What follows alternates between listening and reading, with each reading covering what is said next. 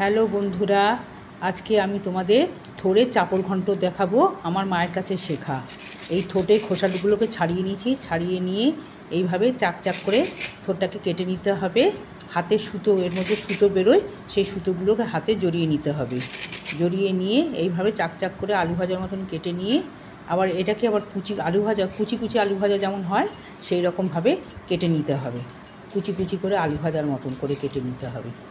এই যে বন্ধুরা, এই রকম হবে থোর কাটাগুলো। পরিমাণ মতন উচ্ছে কেটে সেগুলোকে ভালো করে ভেজে নিতে হবে।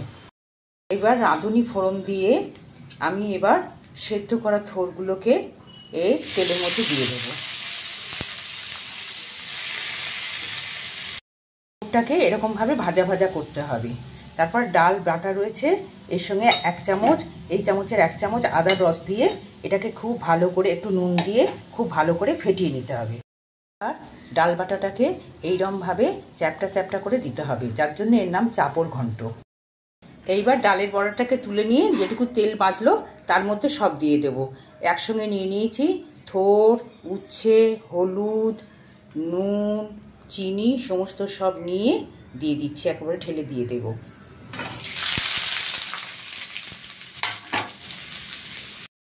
দিয়ে দেব যে ডালের বড়াগুলো করে রেখেছিলাম ভেঙে ভেঙে দিয়ে দেবো।